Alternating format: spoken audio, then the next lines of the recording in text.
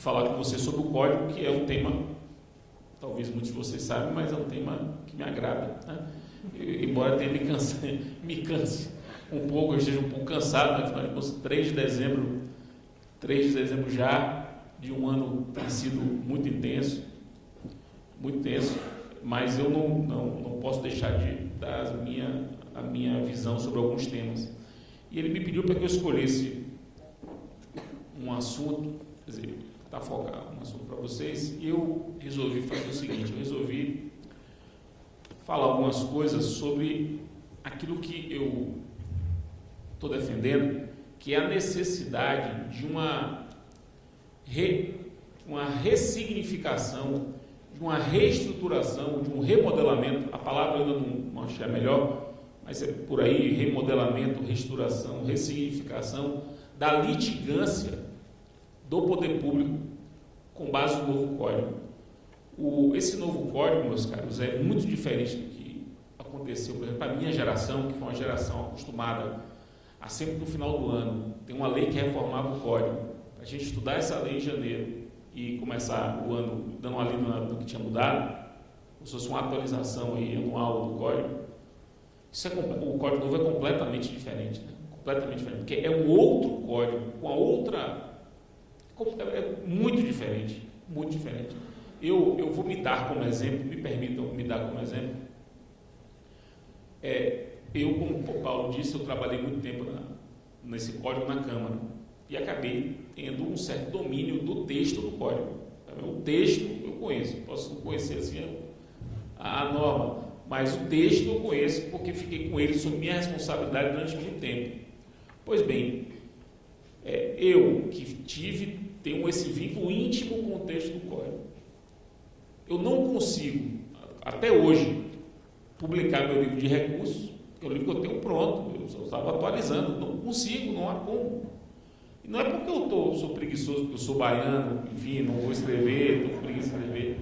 Não, eu escrevo todo dia, no avião, agora vim escrevendo, ontem de noite escrevi, todo dia, eu não consigo terminar, porque é muita mudança. Exige eu tenho que ficar pensando o impacto, um instituto que sabe que não ia dar em nada. Eu vi o Ronaldo comentando aqui, porque a gente tem que aprender a votar agora, não é votar só conclusão, tem que votar fundamento determinante. No sistema de precedentes você não pode votar só conclusão, tem que votar fundamento determinante. Tudo bem, e é assim mesmo.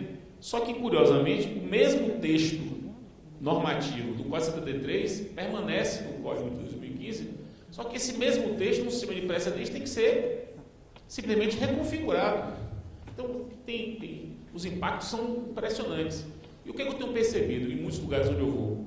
Um certo ablazer de todo mundo. Assim, chega carnaval início de fevereiro, aproveitar os 10 dias de carnaval, o Bahia, né, 10 dias de Cristo, mas os 4 dias de carnaval, foi um ato falho. Oficializou, talvez tenha sido por isso que agora oficializou, né? Para quem não se interessa, o período momesco de Salvador vai do sábado anterior ao carnaval até a quarta-feira de cinza. E aí também se aproveita em bola, já, né? Pega os outros 2 dias aí, já fica em 3 fins de semana em Salvador. Portanto, 14 dias, 15 dias, né? Muita gente assim, não, vou estudar no carnaval, dou uma olhada, no meados de março começa a vigiar, eu já dominei tudo. Ou quando muito, o cara chega assim, já aprendi, já soube que agora os recursos são em 15 dias, menos os embarques, e o prazo só se conta em dia útil. Pronto, o resto, estamos juntos. Quer dizer, esse tipo de comportamento me assusta muito, além de me comover, em certo sentido, né? Eu sei que isso não acontece aqui, porque vocês são um tipo de profissional que passaram já o ano todo preocupados com isso, já estão estudando e, sobretudo, a Procuradoria da Fazenda Nacional, e eu preciso fazer esse registro, é a primeira vez que eu falo para vocês tiveram uma participação muito efetiva no código, né? Muito efetiva.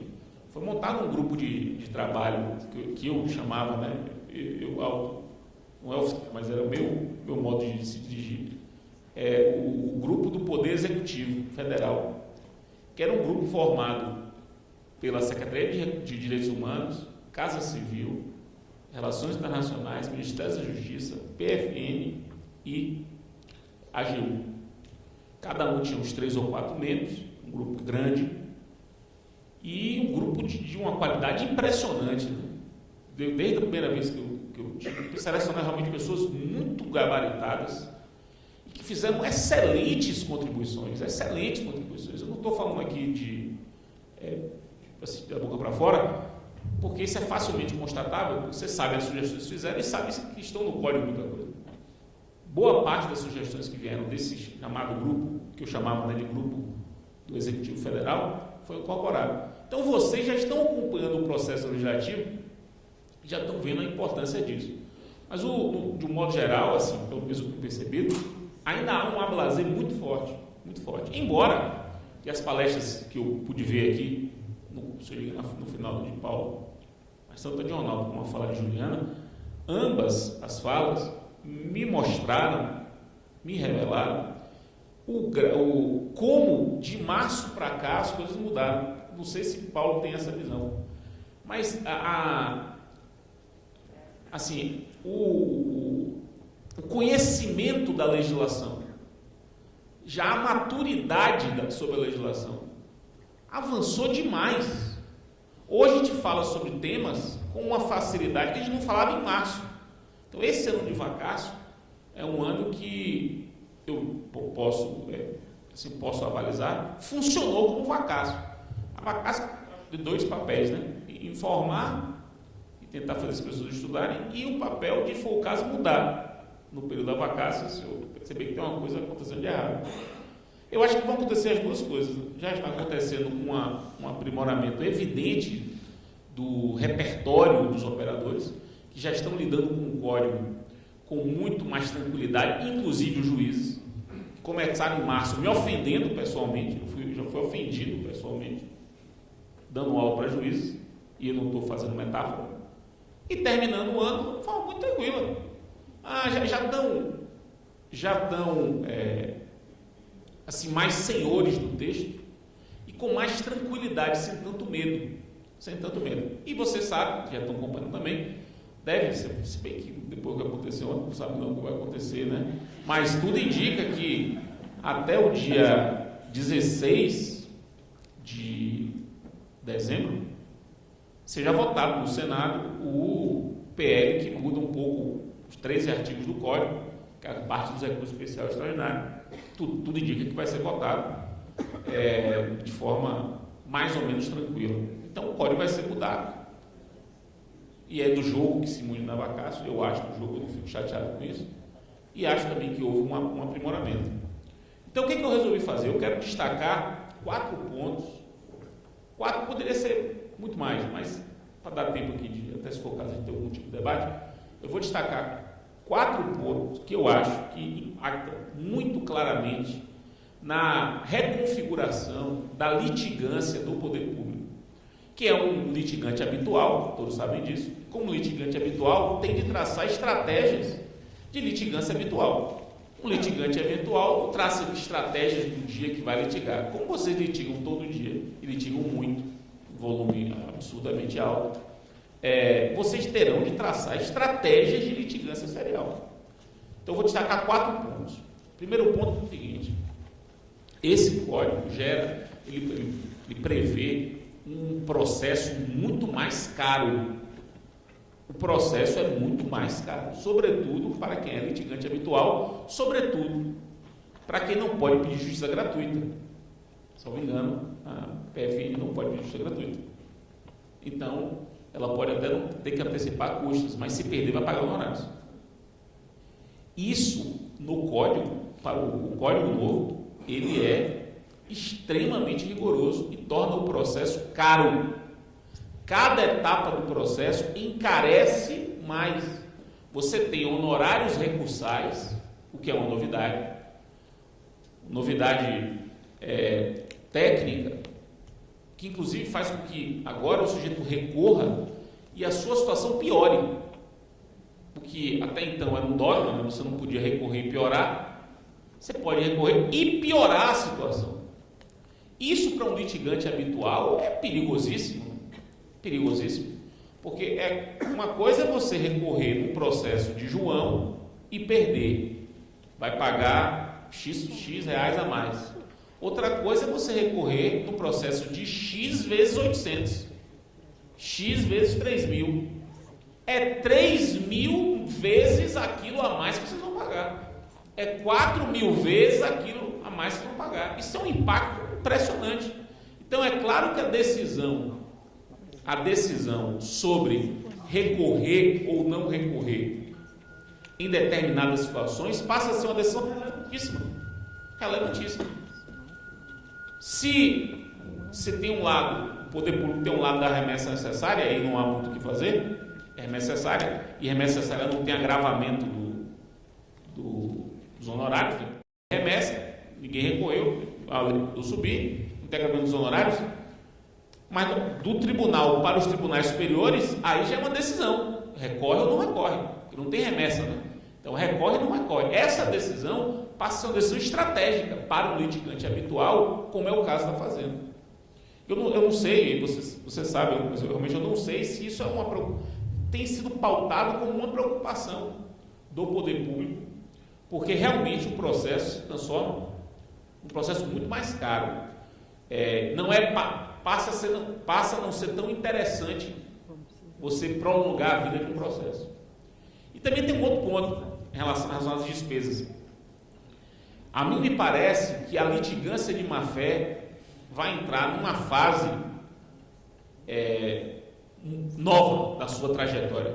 Nós nunca fomos muito assim, afeiçoados à litigância de má-fé. O judiciário brasileiro não pegou a litigância de má-fé. Talvez seja pela nossa tradição latina, pela nossa cultura. Não é uma cultura em que unir a litigância de má-fé seja algo fácil, trivial.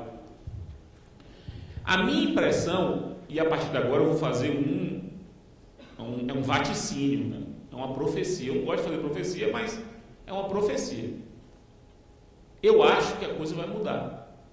Acho que os tribunais, os juízes de tribunais, que claramente e declaradamente se sentiram atingidos pelo Código.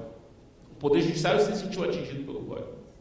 O mantra que se fala é que o Código é um código de advogados, é um código de advogados, é um código do poder público, é um código de quem atuou na tramitação. Realmente esse código é um código de quem atuou. Dos cartórios que atuaram, muito. Dos oficiais de justiça que atuaram muito.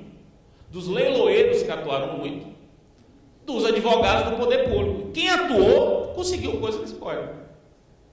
Quem não atuou, se sente prejudicado. Quem não atuou, o judiciário não atuou. Ignorou a tramitação legislativa e foi surpreendido com o código, está se sentindo chateado com o código. Então, por quê? Porque o código realmente imputa ao juiz, aos tribunais, uma série de deveres e torna o ato de julgar um ato mais complexo. Em certos casos, sim.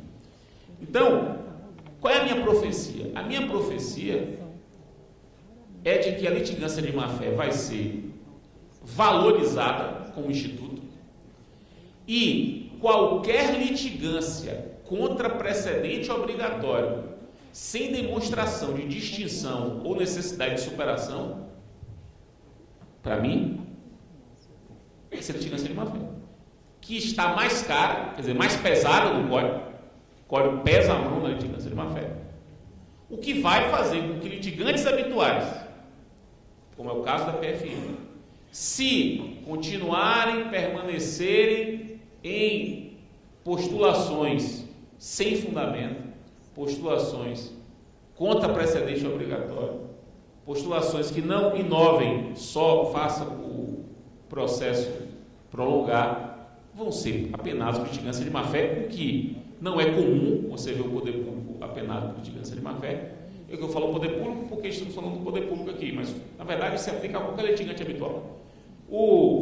Não é comum. Semana retrasada eu estava no Supremo conversando com os funcionários do Supremo e falei sobre isso. E eles me disseram assim, eles ficam transtornados, né? Porque eles ficam lá com aquele trabalho desumano. E eles disseram, Fred, tem um escritório de São Paulo, que a gente já sabe, até botou no nosso índex, que teve um dia que ele trocou 800 recursos extraordinários, todos para discutir matéria infraconstitucional. Entrou. Eu fiz, o que é que esse deve estar acontecendo com esse escritório aí? É para o mesmo cliente. Ele deve ganhar por peça. Mas deve ganhar por peça, ele inventa um recurso, entra com um recurso. 800 é 800 vezes qualquer coisa que ele ganha lá, que não sei quanto é. Um recurso talvez não valesse nada, mas 800. Já é uma 800 vezes alguma coisa, pode dar algum dinheirinho. Numa situação como essa, que é um ato irresponsável, ele não tem prejuízo nenhum, ele só ganha. Porque o Supremo não costuma punir por litigância de má-fé. Numa situação como essa. Eu acho que isso não vai acontecer com o Código em vigor. Me parece que é muito clara a postura. Vai ter situação assim, vai punir por litigância de má-fé vezes 800. E vai tomar essa chapuletada sem estar preparado para isso. Então é um alerta, não é um alerta, né? É uma impressão que eu tenho de que é preciso ver o custo do processo também por essa perspectiva da litigância de má-fé, que vem com força. O meu modo de ver, pode ser que eu esteja errado, mas no meu modo de ver, vem com força. Então esse é o primeiro ponto. O segundo ponto que eu gostaria de destacar, eu não sei se isso para a PFN, ela será tão impactante. Aí vocês vão me dizer mais do que eu. Certamente para o poder público vai ser. Agora, se especificamente para a PFN vai ser, é uma coisa para a gente refletir. Que é a questão da estabilização da tutela antecipada. A estabilização da tutela antecipada está no artigo 304 do Código. Não sei se vai colocar aí, mas o 304 quer dizer, esse instituto da estabilização é um dos mais complexos do novo Código. Porque é um instituto que vai começar a viger em março, sobre o qual não há doutrina. Então vai ser um terror, assim, a princípio, né? Você não tem doutrina. Então já dá uma insegurança. O que já se escreveu sobre o assunto neste ano é muito pouco. Pouca gente escreveu. Então, claro que tem gente que escreveu. Eu mesmo escrevi. Mas pouco. É pouco. Não tem um volume que gere uma certa tranquilidade doutrinária para o negócio começar a vigir a partir de meados de março. E ele tem um impacto, esse instituto, assim, evidente na advocacia pública, porque vocês são litigantes habituais. O que é a estabilização? Se o sujeito, o autor, pede uma tutela provisória satisfativa, de urgência, pede uma tutela provisória satisfativa de urgência, obtém a decisão, e o réu não recorre, não agrava no caso, a decisão se estabiliza, ou para ser mais preciso, os efeitos da decisão, na minha visão, os efeitos da decisão se estabilizam e o processo termina. Perceba, meus caros, o processo termina. Não agravou, caiu, acabou o processo. Acabou, não vai ter que fazer mais nada. Teve uma liminar, não agravou, o processo termina. O processo é encerrado, sem decisão de mérito, não houve julgamento. Os processos é encerrado, mas aquela liminar continua produzindo efeitos. E durante 2 anos, se nem autor, nem réu pleitearem a revisão da decisão, a anulação da decisão, a reforma da decisão, se autor nem réu ficarem 2 anos sem pleitear, aquela decisão, ou melhor, os efeitos daquela decisão se perpetuam. Isso não é coisa julgada, porque você não teve nada julgado aí. Perceba que nada foi julgado. Não teve julgamento. Na verdade, nem pedido de tutela final teve ainda. Agora, os efeitos daquela decisão se estabilizam. Então, um exemplo de poder público, embora não seja com vocês. Fornecimento de medicamento. Mandou entregar o medicamento. o poder público não agrava, termina o processo e o medicamento fica tendo que ser entregue. 2 anos para rever, para poder pedir, simplesmente, nesses 2 anos você pode pedir um desarquivamento, é como se fosse um desarquivamento. Desarquive aí, agora vamos discutir esse negócio. Eu quero a coisa julgada. 2 anos. Depois, estabiliza a concessão do remédio.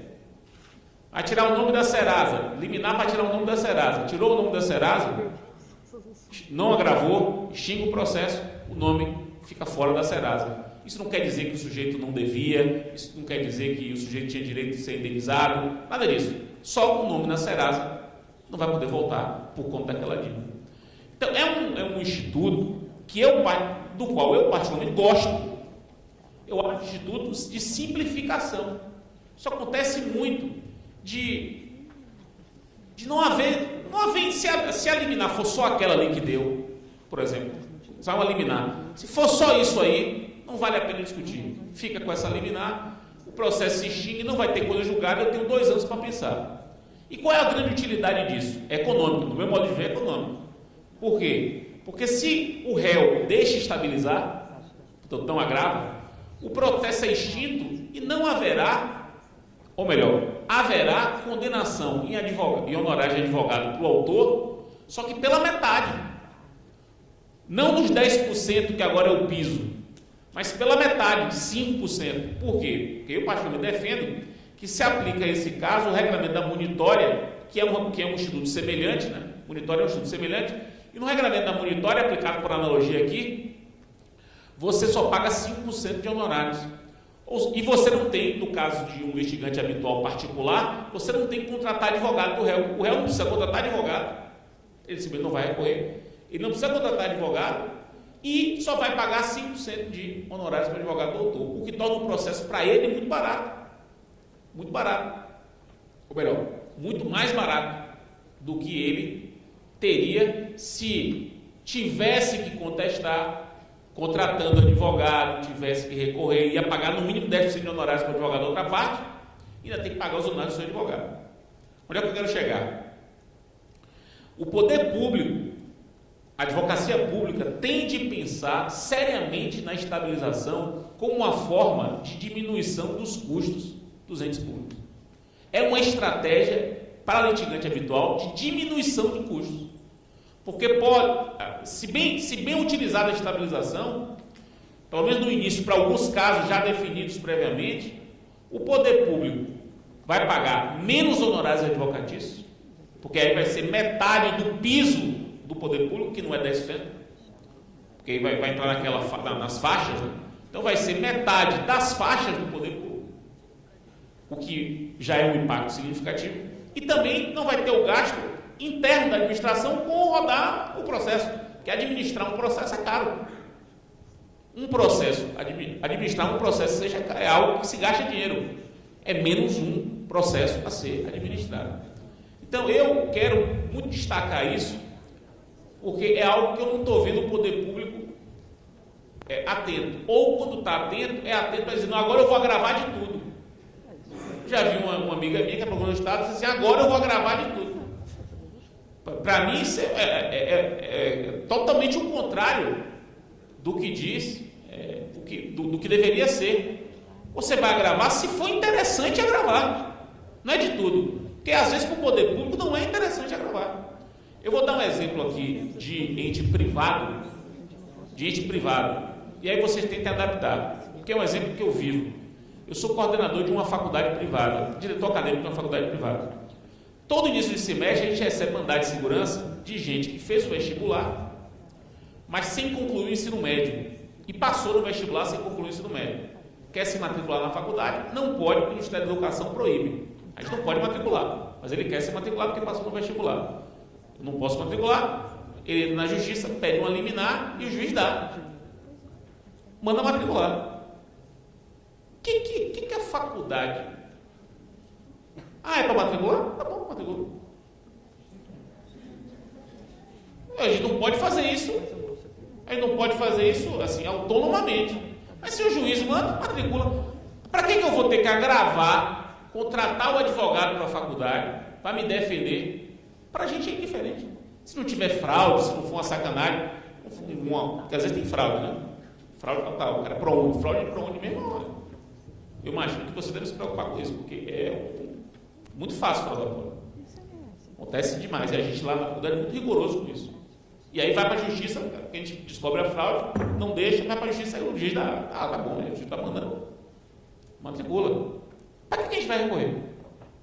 Isso é um caso real, concreto, serial, todo início de ano tem isso, e a gente vai aplicar a estabilização, como uma forma de diminuição do custo do contencioso da faculdade. Isso tem que ser pensado seriamente para o poder público, que é o litigante habitual, conforme eu disse. O terceiro ponto que eu gostaria de destacar tem a ver com o IRDR. O incidente de resolução de demandas repetitivas, que é um dos institutos novos do Código. Todo mundo aqui já deve ter ouvido falar, já tem até sigla, né? IRDR. E é um instituto que eu não vou poder fazer uma aula sobre esse instituto, mas eu quero destacar algumas coisas dele. Só destacar para vocês pensarem. Primeiro, o IRDR, ele só cabe em tribunal de segunda instância. O IRDR é para TJ, TRF ou TRT. E também há quem fale TRE, embora vai ter que se pensar que é uma situação de causas repetitivas no âmbito eleitoral, mas poderia também se aplicar ao TRE. Poderia, não há problema. Mas desde que você pense que o IRDR é para tribunais de segunda instância. Primeiro ponto. Segundo ponto. O IRDR, assim como os recursos repetitivos no âmbito dos tribunais superiores, os dois, eles são espécies de um gênero. São espécies de um gênero. O gênero se chama julgamento de casos repetitivos. Tem que colocar o 928 para a gente?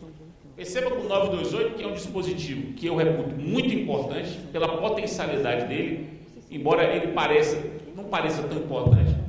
Perceba que o 928, ele cria um gênero. Para os fins deste código, considera-se julgamento de casos repetitivos, gênero, o IRDR, inciso 1, e os recursos repetitivos, inciso 2. Ao criar esse gênero, do qual também é espécie os recursos de revista repetitivos, não estão aqui, mas estão lá na CLT, também é uma espécie desse gênero. Ao criar esse gênero, a meu ver, o código cria um microsistema de gestão e julgamento de casos repetitivos. Um microsistema de gestão e julgamento de casos repetitivos.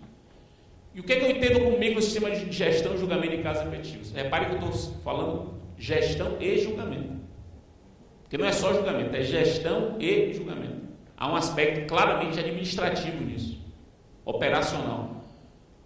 O que eu entendo pelo microsistema de julgamento, de gestão e julgamento de casos repetitivos? É o conjunto das normas que disciplinam as espécies de julgamento de casos repetitivos, esse conjunto normativo que deve ser interpretado como um sistema, de modo que as normas se complementem e haja entre todas as espécies, vou usar uma expressão consagrada, haja entre todas as espécies vasos comunicantes, ou seja, ligações entre as espécies, de modo que o regramento de uma sirva ao da outra.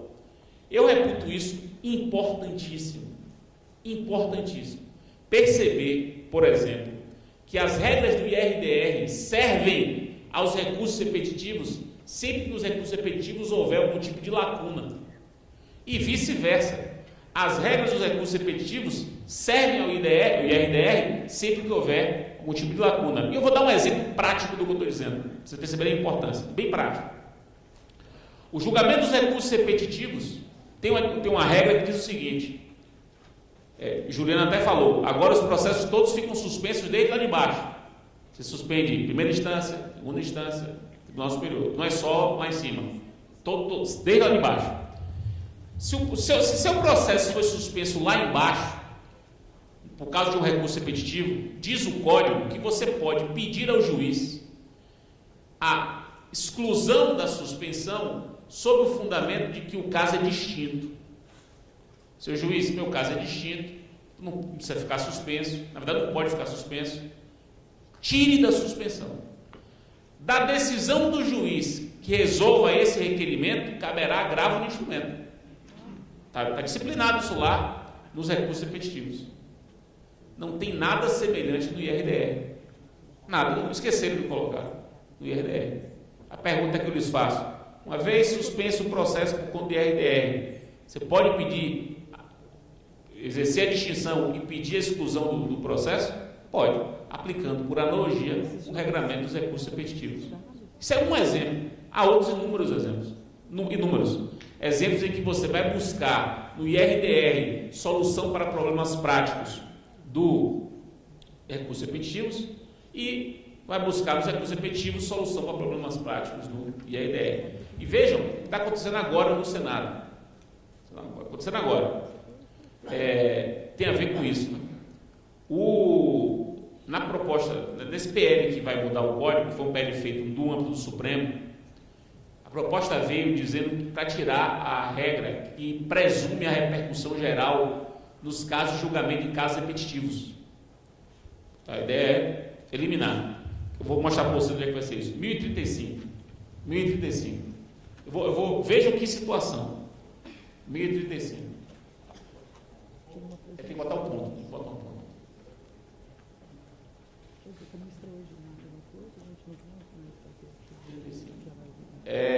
Parágrafo 3º. Perceba ali, ó, o parágrafo 3º, ele prevê 3 casos de presunção absoluta de repercussão geral. 3 casos. A ideia, o PL, que já examinou, vai ver que revoga o inciso 2. Revoga o inciso 2. Deixa de haver presunção de repercussão geral no julgamento de casos repetitivos. Tira. Não, se vamos tirar essa repercussão geral. Foi até uma luta, eu lutei muito por isso, porque lutei muito para evitar isso, que a versão original era para revogar o parágrafo 3º inteiro. Aí eu consegui que revogasse só o inciso 2, mas eu avisei, tem que revogar o inciso 2 e o parágrafo 1º do 987. Olha o parágrafo 1º do 987. 987, que está lá no IRDR. 987 é IRDR. Parágrafo 1º. O recurso tem efeito suspensivo presumindo-se a repercussão geral. Perceba que a presunção da repercussão geral estava prevista em 2 lugares. Em 2 lugares. Eles tiraram lá, eu avisei que tinha que tirar aqui no parágrafo 1º também, não tiraram. O que é que vai adiantar? Nada. Porque as pessoas não estão percebendo isso. Há entre os regimes dos repetitivos e do IRDR um sistema de normas que se comunicam, um sistema de gestão e julgamento de casos repetitivos. E a terceira coisa que eu quero falar sobre IRDR é a seguinte, rapidinho, Paulo, é aqui de Brasília, deve ser o centro de Brasília. A terceira coisa que eu quero falar é o seguinte, olha só, aqui é a minha visão, que é polêmica, mas já quero deixar registrado.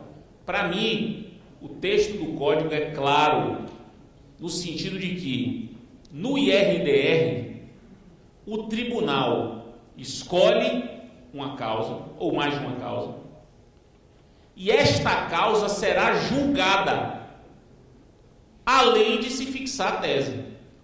No IRDR, o tribunal vai fixar a tese, a partir de um caso que foi escolhido. Essa tese vai valer para o futuro e para os processos pendentes, mas ele julga o caso que foi escolhido. Exatamente como se faz hoje nos repetitivos. Exatamente como se faz hoje nos repetitivos. E por que eu estou dizendo isso? Porque tem muita gente dizendo aí que no IRDR o tribunal só fixa a tese e não julga o caso. Muita gente dizendo isso. Eu acho que isso, inclusive, é contra texto expresso do código. Tem como você subir um pouquinho, eu acho que é o 982. 982, é porque eu não decorei o número dele. Mas se você subir um pouquinho, Está na barra de rolamento, mesmo motivo. Admitir o incidente o relator. 982, bota um ponto depois do... Processo. Não, 982 não. Peraí. Poderá rever. Será que é o 983? Desça um pouquinho, desça um pouquinho. Mais um pouquinho. Mais um pouquinho. Mais. Então lá em cima. Como não decorei os números ainda. Então suba um pouquinho. Já achei que errado. Já errado. 981. Veja o 981. Não é 981. Mais um pouquinho. Ali, é o 978. Parágrafo único. Veja o que diz o 978, parágrafo único. 978, parágrafo. O órgão colegiado incumbido de julgar o incidente e de fixar a tese jurídica julgará igualmente o recurso à remessa necessária ou o processo de competência originária do tribunal. Isso me parece evidente, que ele tem de julgar o caso e fixar a tese. Tem gente dizendo que não, que ele pode só, que ele só vai fixar a tese sem julgar o caso. Eu quero deixar isso claro, até porque para mim eu só acredito num sistema brasileiro de precedentes racional se os precedentes surgem de casos. Veja o que a Juliana falou, que é um negócio muito sério e grave. Ela disse: quantas vezes a discussão começa a partir de um caso e termina com outra coisa. Porque aí começa para resolver um caso e termina legislando. Meus caros, eu sou totalmente... Eu não discuto que precedente é norma, tem eficácia normativa, que há criatividade na jurisdição. Eu não discuto isso e eu sempre pensei nisso. Falo isso desde sempre. Isso para mim não é nem novidade. Agora, a jurisdição, ela só pode reconstruir a norma a partir de um caso. Essa que é a diferença da jurisdição para a legislação. O legislador, ele pode construir projetos normativos independente de casos. Ele especula, legisla. O julgador não. Ele só pode construir projetos normativos, como o precedente a partir de casos. Então, todo precedente, formalmente, todo precedente obrigatório, construído a partir de RDR, nasce de um caso. É aquele caso, com aquelas peculiaridades, que vai ser examinado e dele se vai extrair uma tese jurídica aplicável a casos outros semelhantes. Agora no TRT, estava discutindo com os desembargadores do trabalho, estávamos dizendo o seguinte: estávamos lá para fixar uma tese, uma uniformização de jurisprudência, e a tese envolvia contratação de trabalhador por município, sem concurso público. Havia centenas de processos discutindo isso. Era esse o problema. Aí o desembargador fez assim: já que estamos discutindo isso, vamos discutir a questão dos ex-funcionário anterior a 88, FGTS. Não pode. Porque aí você está legislando, você está decidindo, você está fixando precedente sem caso. Não pode, isso para mim é muito sério. Eu suponho que aconteça. Porque aí é a vontade de legislar. Aí é extrapolar. Aí eu concordo totalmente com as críticas de quem acha que é inconstitucional. Se aplicado assim, é inconstitucional. Se compreendido que o tribunal pode pegar um caso e usar o caso como pretexto para legislar, aí não dá.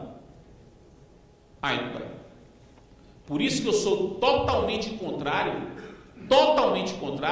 à revogação de um dispositivo que está no artigo, no código, que o Supremo quer revogar na SPL, que é o dispositivo que diz assim: nos recursos repetitivos, o Supremo e o STJ não podem julgar além da tese que foi afetada. Você vai afetar essa tese e vão ter que julgar aquela tese.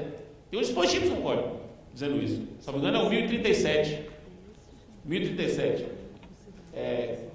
Vou mostrar para vocês. 1037. Mais uma. Eu vejo o parágrafo 2º. É vedada ao órgão colegiado decidir, para fins do 1040, questão não delimitada na decisão de afetação. Eles estão querendo revogar isso aqui. Sou totalmente contrário, porque isso aqui é que para mim, torna legítimo o sistema de precedentes no Brasil. Por incrível que pareça, dispositivo despretensioso, mas ele está relacionado a um sistema em que se reconhece a jurisdição, a capacidade de fazer um projeto normativo para casos futuros a partir de um caso concreto. Pois bem, para terminar minha exposição, o quarto ponto, que eu disse que ia falar 4 pontos. Né? O quarto ponto que eu deixei por último, talvez seja o mais polêmico, parece que ninguém falou sobre isso aqui, que é o problema da autocomposição. Esse código é um código que tem diversos pilares. Já se falou aqui nos casos repetitivos, precedentes. Um dos pilares desse código, pilar já apresentado no parágrafo 2º do artigo 3º do código, está lá no artigo 3º do código, embaixo do caput, que fala da inafastabilidade da jurisdição, para deixar isso bem claro. O parágrafo 2º do artigo 3º diz que é prioritária a solução por autocomposição. A solução consensual, ela é prioritária. O Estado promoverá, sempre que possível, a solução consensual dos conflitos. Isso está abaixo do caput que fala de jurisdição, que é inafastável. Então, a jurisdição é inafastável, mas a prioridade é a solução por autocomposição, solução consensual. E o código inteiro é pautado nisso, inteiro. Do artigo 3º, você tem um capítulo inteiro sobre mediação e conciliação. Você tem uma audiência de mediação ou conciliação obrigatória antes da resposta do réu.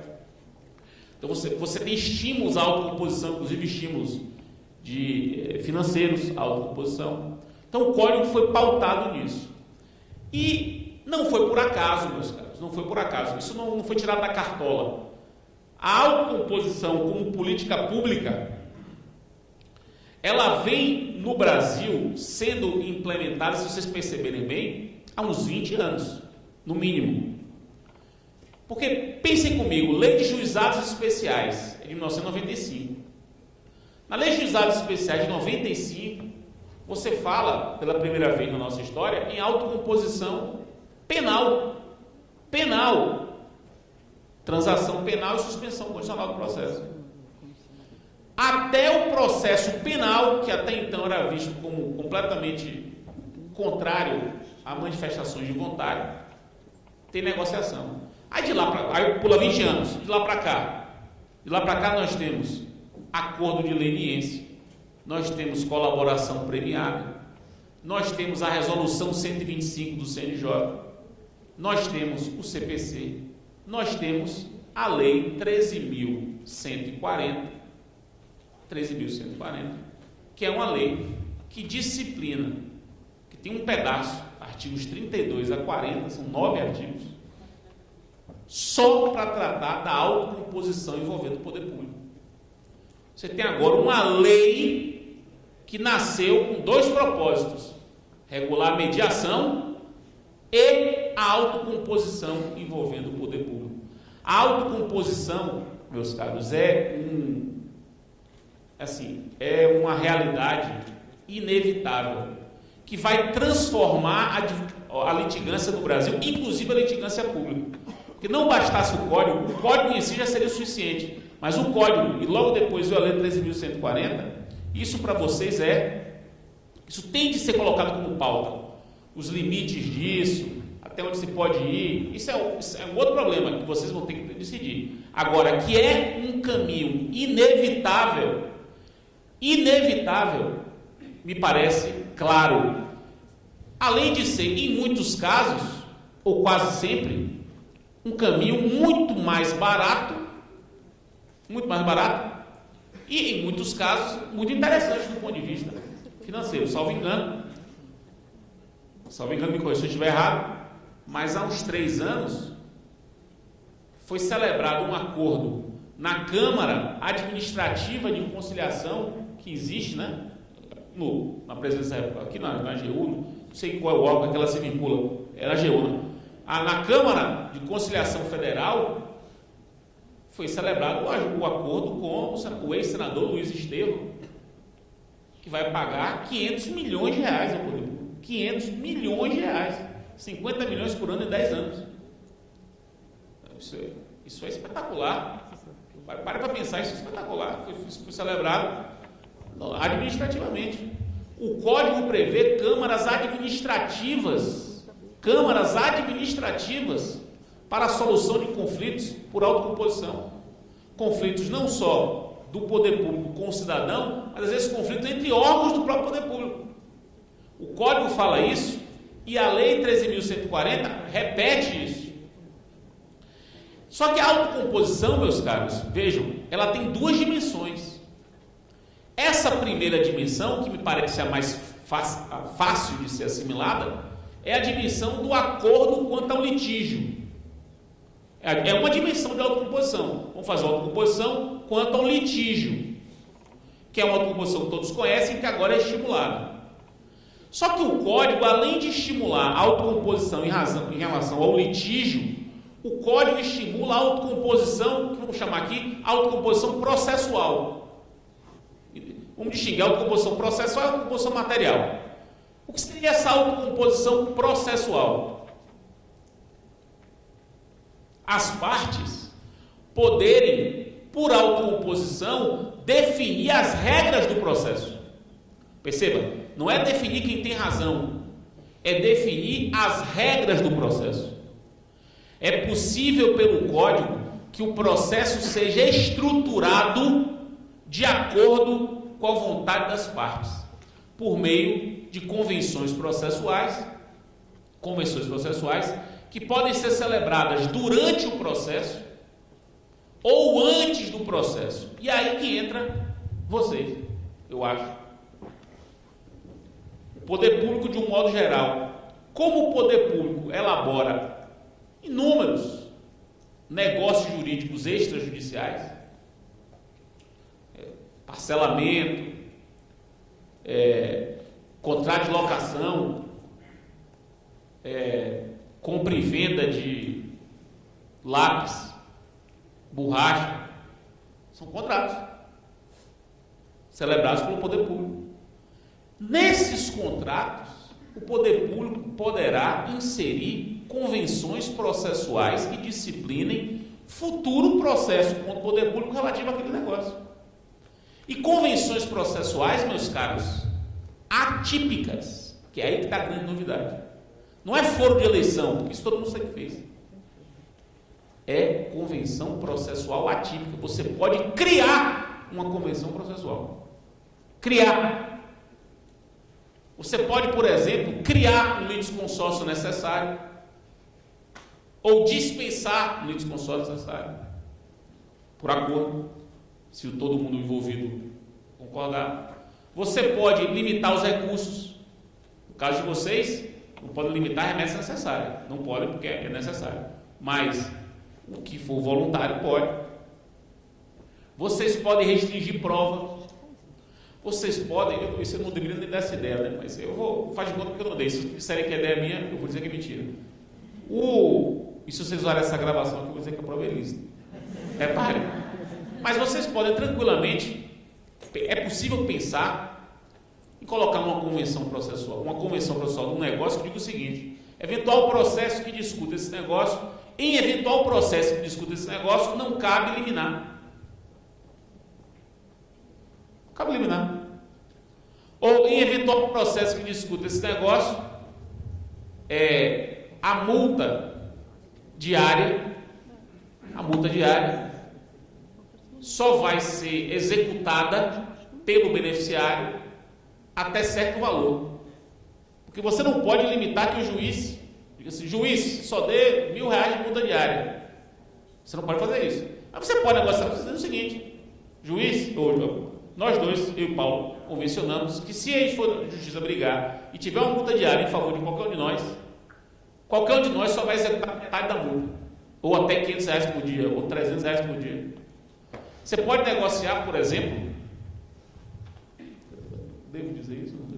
Eu agora fiquei com dúvida, pode ser usado contra mim. Mas você pode, por exemplo, num parcelamento, num acordo tributário, pode colocar um dispositivo que diz o seguinte: a eventual execução fiscal desse acordo descumprido só pode embargar se depositar em juízo o valor completo. Você pode fazer isso. Isso se a outra parte concordar. Pode. É possível. Sabe os problemas de execução fiscal que vocês querem resolver? Muitos podem ser resolvidos por negócio. Com litigantes, ou melhor, com contribuintes altos, assim, deve ter uma designação para isso, né? Grandes devedores. Para grandes devedores, portanto, com quem o relacionamento é diário e institucional, é possível celebrar termos, convênios, convenções que vão disciplinar eventuais execuções fiscais contra ele. Eu não tenho dúvida nenhuma disso. Nenhuma. Isso é um caminho a ser trilhado. Agora, depende do quê? Depende de uma opção política por isso, né? Vamos fazer isso. Achamos que isso é bom. E sentar, estudar e ter criatividade de pensar que convenções processuais seriam válidas, né? Porque também não pode fazer qualquer coisa. Que convenções processuais seriam válidas e interessantes.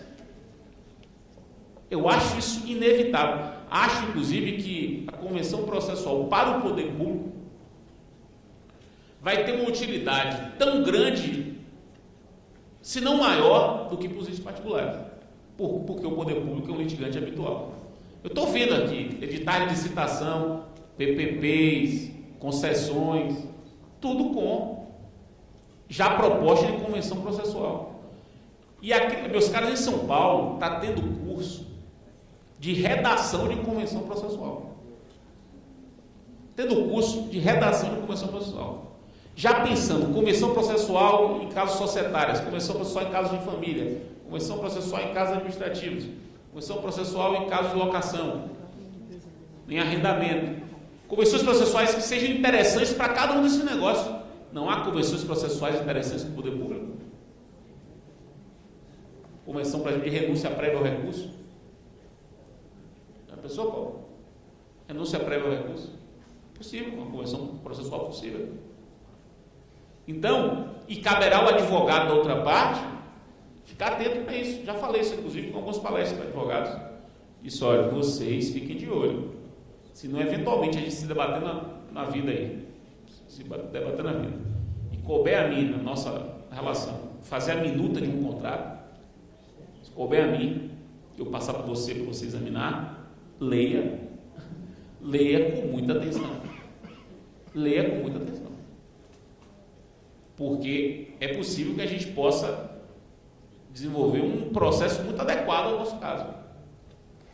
Cheio de especificidades.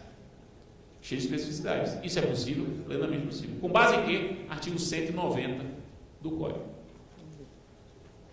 Está aí o tema, talvez tenha sido o tema mais discutido esse ano. Talvez esse tenha sido o tema mais discutido esse ano. Mais do que precedentes. Como já tinha enchido o saco de precedente, o Brasil já tem muita doutrina sobre o assunto. Todo mundo já deu. Esse ano ainda faltava muita coisa sobre o negócio, mas já tem tanta coisa publicada boa sobre o negócio, tanta coisa. Já avançou tanto. No Fórum Permanente de Processualistas mesmo, a gente deve ter lá uns 60 enunciados sobre o negócio. E todos aprovados por unanimidade. Lá tem disso, né? Só prova por unanimidade. São 60, cada um. E você vai pegando o primeiro para o último, está vendo o nível de sofisticação dos enunciados. O nível de sofisticação, cada vez mais. E um deles, inclusive, é de que cabe convenção processual celebrada pelo poder público. É um dos enunciados aprovados por unanimidade. Então, esse 190 tem que ser enfrentado profundamente pelo litigante habitual, sobretudo por vocês. Há diversos caminhos que podem ser trilhados por isso. Eu tenho uma doutoranda, minha orientanda, procuradora do Estado, vai defender agora em maio. A tese de doutorado dela é negócios processuais do poder público, celebrados pelo poder público. A tese de doutorado dela. Ela vai, a ideia, né, estabelecer parâmetros para isso e já apresentar um cardápio vasto de possibilidades. Agora mesmo está vendo isso. Acordo de leniência, por exemplo. É um acordo, um negócio que pode ter diversas convenções processuais ali dentro. Colaboração premiada em improbidade administrativa, por exemplo, que eu particularmente defendo. É um acordo, colaboração premiada, que cabe no processo penal, em improbidade administrativa como negócio atípico. Artigo 190. Pode ser celebrado? A meu ver, pode. Enfim. Percebo, meus caros, por esse aperitivo, que foi um aperitivo, né? Haveria outros inúmeros temas atrás.